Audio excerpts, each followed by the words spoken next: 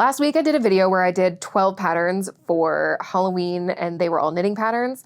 And I was like, okay, that means that we have to do one for crochet because I've done now 2 pattern roundups for knitting and 0 for crochet. And there's a reason for that. It is so much harder to find well-established crochet patterns for anything. It wasn't even hard to find 12 Halloween knitting patterns. The hard part was like narrowing down the ones that I found. With crochet, it was difficult to find especially wearable items. So this roundup is a little bit different because normally the patterns that I share are patterns that can be found on Ravelry or personal websites. This roundup does have patterns that can be accessed through both of those sources, but it also includes some listings that are just on Etsy and some that are available through a YouTube tutorial and not actually a formal pattern. It took forever to find ones that I loved because there are lots out there, but I don't want to share anything on this list if I wouldn't make it myself. Quick note here, I'm gonna make sure that I have the pattern pictures shown up while I'm talking about them the entire time.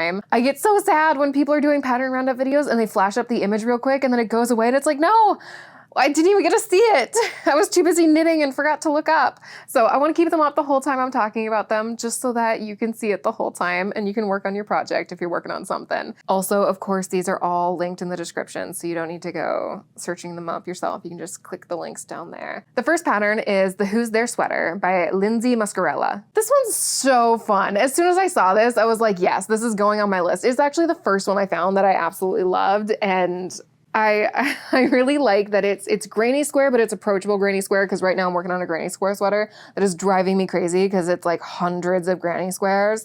This one is a way more approachable amount. It is done with DK weight yarn, so it's a little bit more doable while still being wearable because it's not like a bulky yarn. And I could not find information for a lot of these on actual size measurements that they had available without buying the pattern. This one does say that sizes are available from extra small to 5XL. One thing I really love about this pattern is the inclusion of regular eyes and bloodshot eyes by holding together 2 strands of yarn, a white and a red strand, and I think that's absolutely hilarious. I would 100% do the same thing.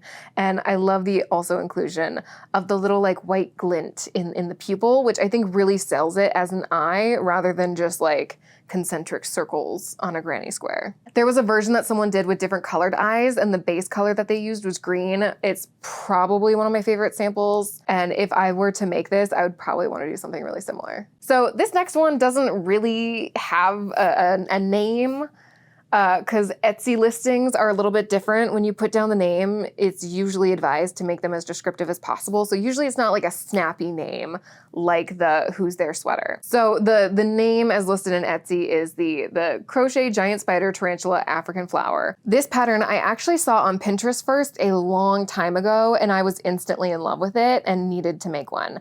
I still need to make one. That needs to happen. The hilarious thing about this is it's called a giant spider for good reason. This thing is absolutely massive. The versions that people make are huge. Obviously, you can use different yarn weights and hook sizes to manipulate how big it actually is. So if you wanted one that was smaller, use like a fingering weight with like a 2.5 millimeter hook. But the version that this is intended for is a big boy. And I love that this can be utilized. Like I would just set it on my couch as a pillow. It's so cute. It's very clearly a spider. I love the way that they did it with the granny hexagon. I think those are hexagon. There's a mixture. There's pentagons, hexagons, maybe an octagon on there. And people have been able to replicate it pretty well based on the images I've seen, which to me signifies it's got to be a decent pattern that's like somewhat simple to follow.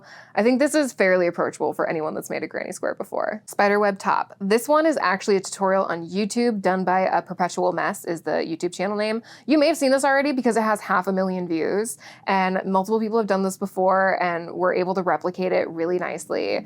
And to me, I think it's just a cute, simple, if you have white yarn laying around, literally any color would be fine. I would do it in white because I'm me. I did do some crochet spider webs last year that I loved and I want to make more because I use them as decoration for Halloween now. And they were so cute. They are so cute. They still are cute. But I built in imperfections to make it look slightly more like realistic, like I mean, spider webs can be pretty perfect. So if I were to do this, I think I would mess some sections up on purpose, but I think whether you did that or not, it would still look absolutely fabulous. The anglerfish hat. This one I put in because it's a costume moment. I love the way that they styled this with like the iridescent shiny dress. Oh my gosh. This is hilarious and it's amazing. I also love that the designer input little, I think like LED battery operated lights into the part of the anglerfish and the eyes so that it glows. It's so fun. This is so creative. I think it is one of those things that looks really intimidating to maybe someone that's a bit of a beginner, but once you actually take a moment to really look at it, I think it can be somewhat approachable. And seeing the projects that other people have done, because this one's on Ravelry, people were able to replicate this pretty well. I would specifically match it to like whatever I was planning to wear with it. So if I was planning to wear like this dress with it, I would probably have the body be like a fade from this color up to white and then use like a gray contrast color or something. And I would just try to match it to whatever I want to wear. But this is such a like fun, easy Halloween costume. If you have like an amazing dress that you've always wanted, or outfit that you've always wanted to wear, maybe something a little sparkly, then this is your excuse to get to wear that on Halloween with just like a fun little hat that you get to throw on. This one has been selected because it had the most stunning project photos. Oh my gosh, the Featherwing shawl. I've noticed I've forgotten to name some of the designers and stores that these are available from, so I'm gonna make sure to always include text on the screen because I can't hold myself accountable to always listing that information verbally. So I just want to make sure that that's there for you. This one is the Featherwing shawl by Megan Lapp. It's ethereal. She even styled it on a horse and it looked amazing on the horse. I think it'd be really cute. It's just so beautiful. I love that the designer used like a speckly white yarn. I think that's such a fun touch. And if I were to do it myself, I think I would personally like to use a hand-dyed yarn where it reads as white, but once you get up close, you're like, oh, there's little hints of blues and yellows and pinks and purples in there, just to give it more of like a fairy vibe. Again, I love these crochet designs that can be used as costumes because all you need is a matching outfit to go with it. You can probably find something in your wardrobe that works. The sugar cookie sweater. If this doesn't scream nostalgia, I don't know what does. If I was to make this, and I would love to make this, I would probably make it while doing a Halloween Town movie marathon. Maybe throw in some Hocus Pocus as well. It's so freaking cute. And I wouldn't change it. I say this all the time. I would not change a thing about the colors. The colors look amazing. I would never ever put those colors together, but I am obsessed. And you know, it's really not that hard to please me. If you throw together some colors, slightly desaturate them, and mix them with a base of like an off-white, I'm gonna love it. It's adorable, is it not? It's adorable. I don't know if I have much more to say on this. I don't know if they have these outside of the United States, but if you're not from the United States, these are sugar cookies that you could get in the store, and they would have little, like these actual designs on them, and they're so nostalgic. I don't know if I ever ate these much as a kid. We weren't a big sugar cookie household, but my friends, when I would go over to their house, especially in elementary school, I remember a specific friend, she always had these for every holiday. She would have these sugar cookies. And then she would also have the ones where it was like the edible paper with like the printed designs on top that probably were not too good for us. This one was done by Cassidy Sullivan, and it mentions that they have a TikTok, so you can reference their TikTok for extra tips about the pattern. Again, this is another one. I genuinely am so thrilled. I took days. It took probably 12 hours on the internet for me to collect these patterns, and I'm so happy that I actually found ones that I am obsessed with. Skulls and Cones sweater. I love that this is a slightly more subtle approach to Halloween, and that is incorporating an actual like Halloween motif in the stitch type, which is not something that you see done too often in knitting. It definitely is possible in knitting when you do lace knitting, but it's something that crochet really excels at. And this is a great way to display the reaches of crochet and what you can do just by changing up the type of stitches that you're doing. I also appreciate that this can be done in any color. I would love to do it like very oversized, super relaxed, just a comfy spooky season outfit. The yellow is absolutely adorable, but I would be kind of tempted to make this in a really like hyper feminine color, like a blush pink or like a lavender purple, just embracing the I'm gonna sound so douchey, but I can't think of another word. The juxtaposition of the skulls motif with a more like feminine, lighter color palette, which is kind of like blending. I know I talked about the Wednesday Addams TV show in the last video, but again, I'm gonna mention it here. It's the blending of like Enid and Wednesday and putting their style into one combined garment. The Acorn Cushion. If this isn't the most adorable pillow you've ever seen, I need to know what other pillows you've seen. It's I don't have words. I'm at a loss. It's so cute and it's huge. I love that. I love making huge things in crochet because then you can make something look like it's really detailed without having to use like a really tiny hook and doing those really intricate details, but it still looks really detailed. It's hard for me to explain like how genuine this love and appreciation that I'm feeling right now is. I genuinely feel this much love and excitement for all of these patterns. It's amazing to me what people can do, design, come up with. I grew up playing Mario Kart on the Wii with my sisters, and this one reminds me of the Maple Treeway. If you are at all familiar with Mario Kart, it was like my favorite road to drive on because it just it had the coziest vibes. And I need this. I think I've also seen someone do a maple leaf crochet blanket before, like a giant maple leaf. How adorable would it be to combine a maple leaf crochet blanket with an acorn cushion? Could you imagine? Like, I have a leather chair that I'm looking at right now. How cute would that combination be? I wish I had more storage to store all this stuff, but like, I would have that up for September, October, November. Like, that would be the decoration in the room. I feel like I need to make room. I need to make this work because it's just too cute of an idea not to do. What I'm really appreciating about this pattern is they got the textures down and they included multiple elements. So they didn't just stop at an acorn, they added the little leaf on top, which I think just like completes the whole thing. Sandworm by Brittany Casey. If you are a Beetlejuice fan, this one's for you. And I think this one's also fun because it's like so elongated. I would love to bring this to a Halloween party if I was ever invited to one. And just do like a Beetlejuicy costume and just carry this around as my little like emotional support stuffy at an adult party. Like, that would bring me joy. And by adult party, I just mean a party with adults, not like nothing weird's going on.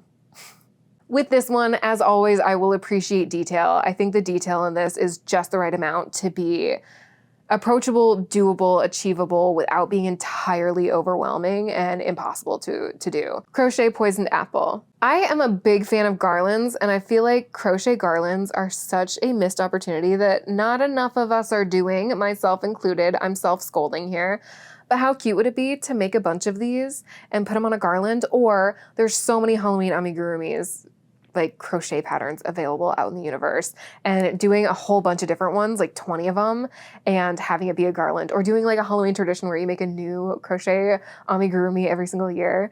I love this one though. I think it's fun, it's simple, it's cartoony. It just looks dope. It was done in a lot of different colors, and I think my favorite color combination was doing a red apple as the base with the green like poison stuff coming down. I also think it's such a fun touch that it like the little drips that are coming down look like teeth on the skull. I'm pretty sure that was intentional. I don't know. It's just cute. It's adorable, and I feel like it's a project that could be done in a weekend. This is a spider baby blanket, and I am obsessed. I love it. This is, again, one of those things where it doesn't have to scream Halloween, but when you actually take a moment to look at it, you're like, oh my gosh, this is so cool with the spider design. It looks amazing.